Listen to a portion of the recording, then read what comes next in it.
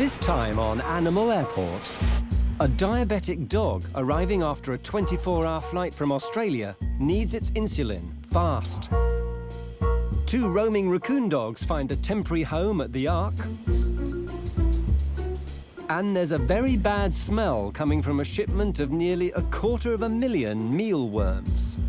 Bloody stink.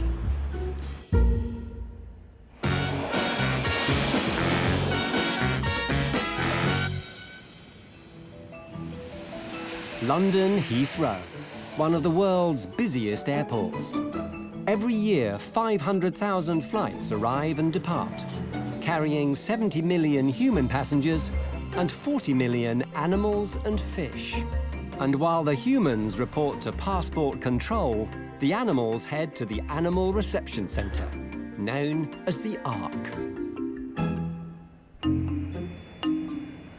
The Ark is open 365 days a year, 24 hours a day, staffed around the clock by a dedicated team of animal health officers. It's 5 a.m. and Lloyd is coming to the end of his 12-hour night shift. He's out on the tarmac to meet one of the first planes of the day, a long-haul flight from Australia. 20-year-old Lloyd came to the Ark 2 years ago as an apprentice. He impressed the managers with his no-nonsense approach, and now he's a permanent member of staff. It's 12 animals. I think there's 6 dogs and 6 cats. And because it's like that, they put them on cargo pallets. It's a completely double-deck plane. And it's just massive. It's huge. The Airbus A380 is the largest passenger jet in the world. It can carry more than 600 people. Somewhere in the belly of this monster are a dozen much-loved pets. We've been pre-notified that there's a diabetic dog on the flight. Diabetes affects dogs as well as humans. They have their diet closely monitored and need insulin injections twice a day. It's all about what food I give it or the medicine that has to be given to the dog. There isn't anyone actually in the hold with them. So hopefully, I'm sure it'll be fine. I get told a lot that livestock should be prioritised as being the more important thing on the aircraft. Lloyd soon spots the dozen animals.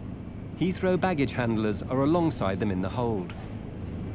There are more than 1,000 items of luggage, and it all needs to be offloaded. But the pets on board get fast-tracked. They're unloaded swiftly from the larger hold at the front. 1 in 500 dogs is diabetic. Like humans, they're unable to regulate their blood sugar levels. Without regular injections, Polly the Chihuahua Cross could die. She's been in her box for 24 hours, and her injection is long overdue. And this one's the little one that we've all been kind of worried about. This is the little diabetic Chihuahua. Lloyd must get her back to the Ark as soon as possible to administer the insulin. The Animal Reception Centre regularly deals with exotic animals. It's offered temporary care and accommodation to almost every creature imaginable. But today, there's going to be a first. Matt Ford is a specialist in the transportation of exotics and often uses the Ark as an overnight rest stop for his charges. 2 raccoon dogs have been found roaming the Brecon Beacons. Matt is taking them across the country to a zoo that's offered them shelter. It's the type of animal that they don't rehome to the public, so if the owner doesn't come forward to claim them, then they have to find a zoo. So on their behalf, we'll contact the zoos and we'll find a decent home for them, which is what we've done. Raccoon dogs are normally found in East Asia. It's likely their owners here set them loose when they couldn't look after them anymore. Alien species like this one roaming in the wild could have a disastrous effect on British wildlife. So it was quite lucky that these ones were actually found and caught up, because the last thing we want is for a non-native species that's been kept as a pet to be released into the environment. Matt. Hi, Peter. Good to see nice to see you. Raccoon dogs. Yes, please. Raccoon dogs bear a remarkable resemblance to their namesake, the raccoon, but they're not actually related. They're similar to dogs with their long teeth and short tails, and like common canines, they're sometimes kept as pets. Yeah, they were found in the wild, so the assumption is that they were abandoned pets. So, I mean, that's the problem, because the invasive potential for raccoon dogs is quite serious. Yeah.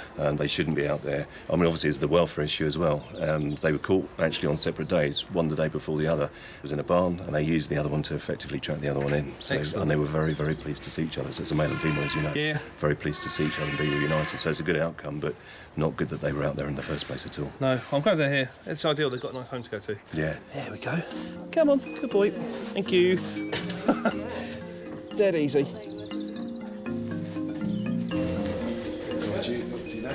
The raccoon dogs will spend their night at the Ark before they complete their journey.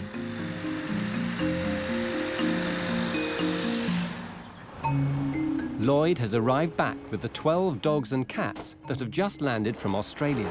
First off the truck, Polly, the diabetic Chihuahua cross. So one of these is diabetic. Okay, so that one. So that can go in the... The Ark's been warned about Polly's diabetes, but not about one of the long-term effects it's had on her. This is Polly. Is she blind? But she looks like she could be blind as well, so we'll just take a little bit more precaution with her. Blindness is a common complication of human diabetes, and dog diabetes is no different. 3/4 of dogs lose sight in both eyes within 1 year of being diagnosed. We've got some measures that we do with blind dogs. What we don't want to do is make any like trip hazards. Don't want to fall over because she can't see where she's going. Just put a fair amount of blankets on the floor. Make sure that she's as comfortable as possible. The stress of flying can be traumatic for animals, so the Ark staff do what they can to make them comfortable. They're scared from the flight, obviously you would be, because you're in the cargo hold, you're not entirely sure what's going on.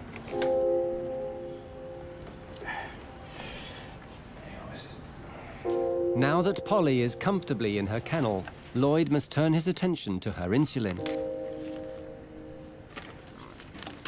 But her owner's instructions aren't as clear as they could be. I think they believe they're talking to a vet. Too much insulin, and Polly's blood glucose levels could drop dangerously low. Too little, and the insulin won't have any effect. Get it wrong, and either way, she could die. It does say in the letter that giving her more than a dose is possibly fatal. So, I mean, if I kill the dog, it's going to be the worst night shift ever, won't it?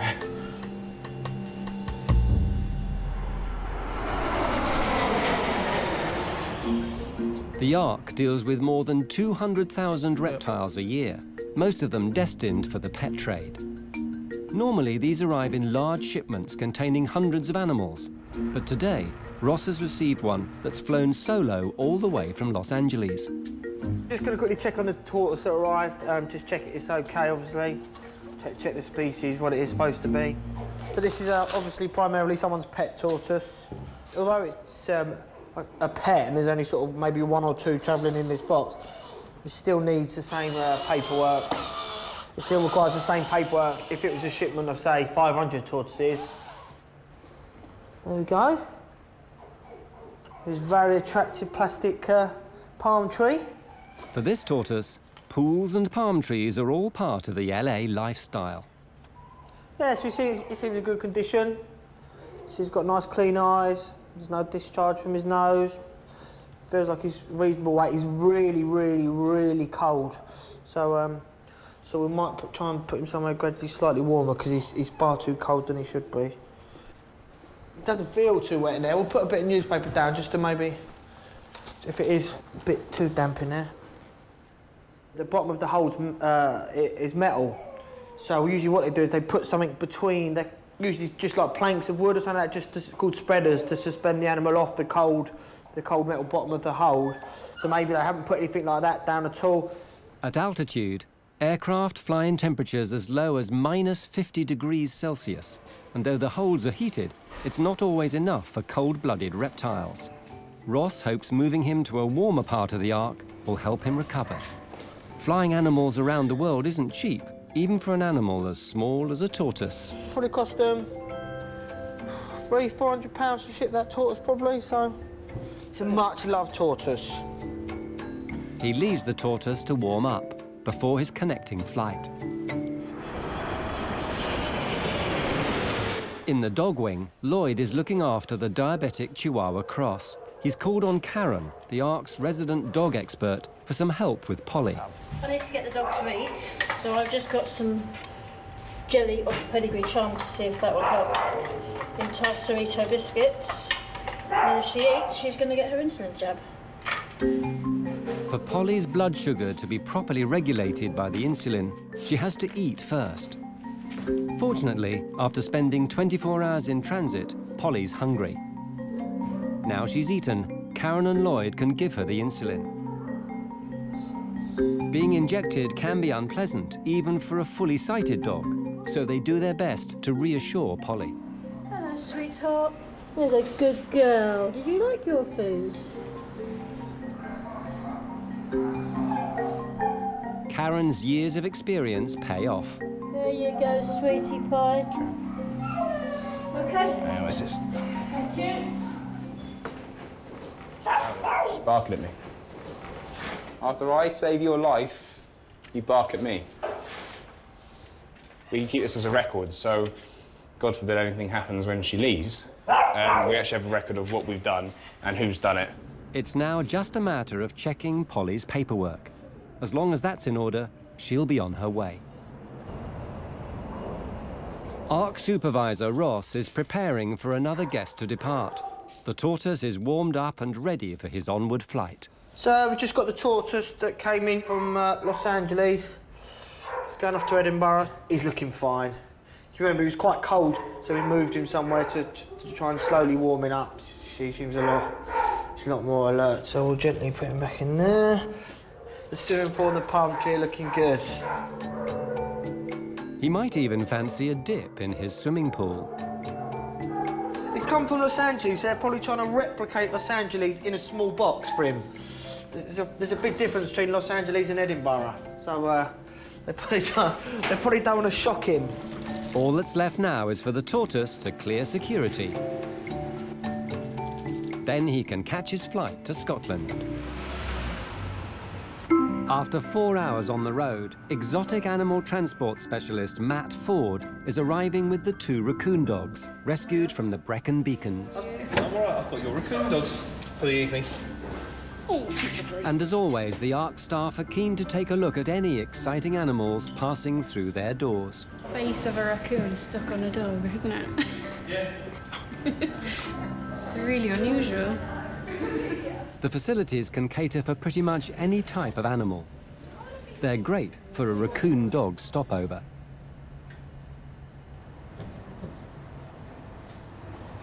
The raccoon dogs are domesticated, so the staff can get an up-close look at these unusual animals. They're one of the more friendly guests we drop off to them. Normally it's stuff that they can't go in with or can't go near because it will savage them. But these are a bit different. These are very, very lovely. Matt Ford will be back in the morning to take the raccoon dogs on the final leg of their journey. One of the staple diets of reptiles, birds and fish is mealworms, a protein-rich snack for zoo residents.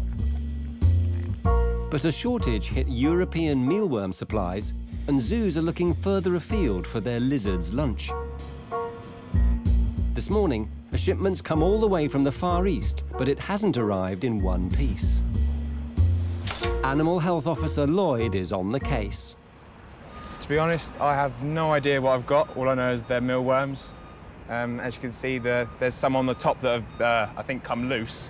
If they're all in the same condition, Lloyd's going to have to repack the entire shipment.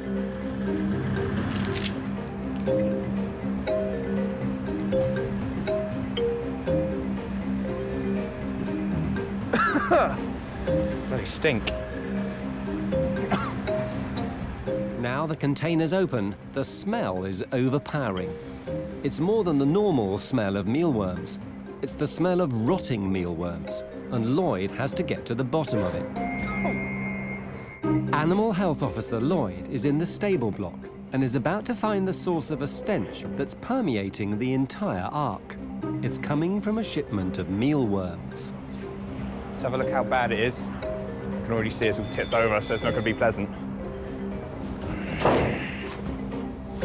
The boxes have been poorly packed, some have been crushed, and there are loose mealworms all over the container.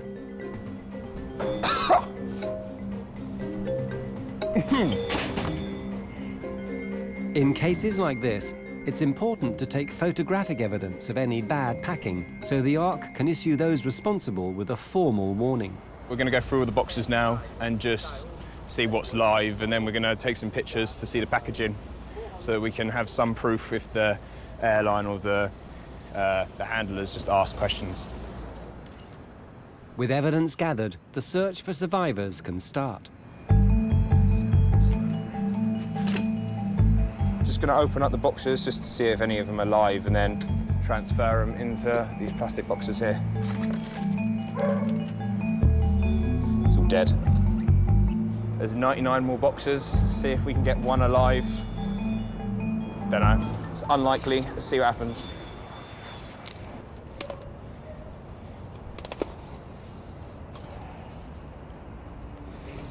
It's so poorly packed. I mean, you can see down in the bottom the amount that's escaped from the actual containers they're in, and what the force was to knock them all over has cracked this bottom box so far in that it's more than likely it's crushed most of the mealworms in there. The first boxes contain no survivors. It's not looking good for the others. But Lloyd must still check the entire shipment. He's only opened a few. It's going to be a very long shift.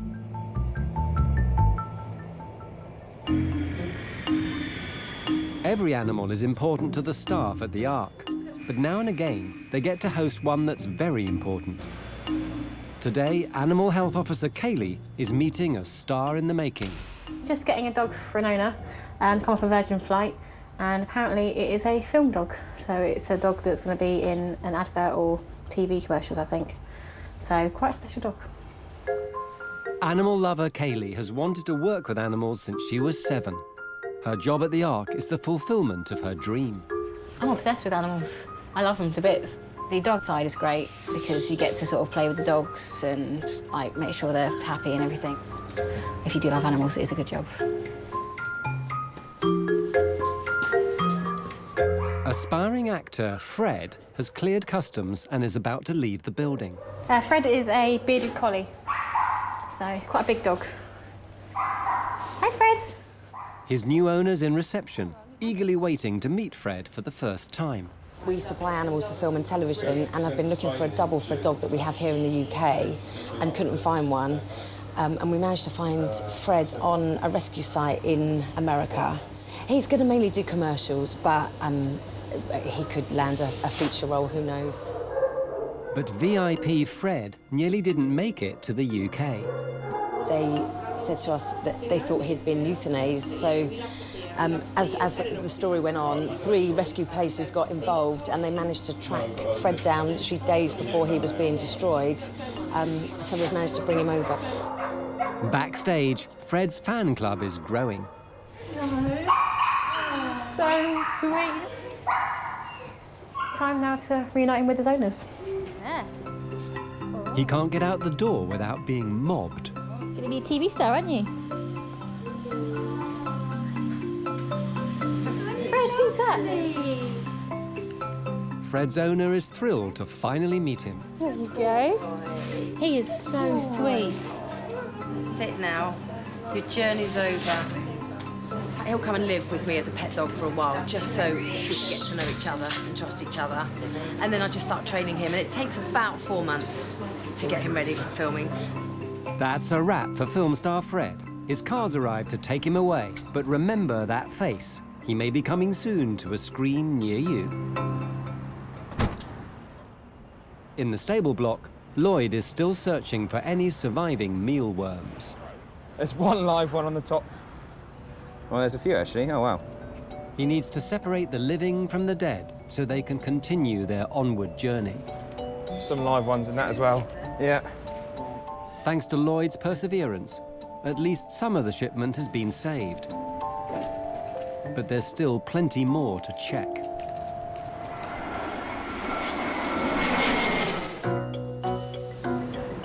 The raccoon dogs rescued from the Brecon Beacons have spent the night at the Ark. Supervisor Stewart comes in early to check on them. Oh, bless them. He's worked at the Ark for 19 years and still gets excited to see new species. Never actually seen them before. It's the first time I think we've had them at the Ark. It's definitely one of the reasons I love my job, yeah. See species I haven't seen before. But Stewart is concerned about the unnatural behaviour these animals are exhibiting. He thinks it's because of a lack of stimulation in their previous enclosure. These animals would like to use, you know, sky around, dig, looking for food and things like that. So they probably haven't had that opportunity to keep their mind occupied. So instead of keeping your mind occupied, that's what you do. Matt Ford returns to take the raccoon dogs to their new home at a zoo. Morning. If they'd been left wandering around the Brecon Beacons, they may have bred and devastated the local wildlife. Basically ruin our wildlife, because they'll eat all the small birds, all the rodents, and so all the local wildlife would be vanished in a certain area over a short period of time. Being in the same sort of niche as foxes, badgers, so they'd be competing against our native stuff, and also there's nothing really that's going to take them out. Hi mate, who's your friend? Paul. Hello. Hello mate. Come on. Mate, you go in, she'll follow you. Feel that? Yeah. Go on. The raccoon dogs are rounded up for their onward journey to their new home. As the sun sets in the livestock area, Lloyd has been knee-deep in the mealworm mess for the last 6 hours. One of the least glamorous jobs he's ever had. It's only now clear just how many mealworms are dead. So there's about 2,000 in every one container. There's 100 boxes, about 200,000, maybe 120,000 of them have died. Deputy Manager Tristan comes over to take a look. You all right? No. Have you smelt inside it? It does smell a bit. You can smell it all the way over to the front. Oh, there you go. Yeah. Yeah. Everybody's getting the benefit of what you're doing out here. Nice. So this is the last box. I can't say I'm not pleased. With the remaining survivors finally on their way, destined to become animal appetizers, all that's left for Lloyd to do is to tidy up. I stink. Everyone stinks that's been near it. I can't wait to go and shower because it's just awful. With Lloyd done for the day, he heads back inside. Oh, Lloyd, you If I can help it. That does smell a bit. I can smell it. It's not that bad. It's not that bad. It is quite bad.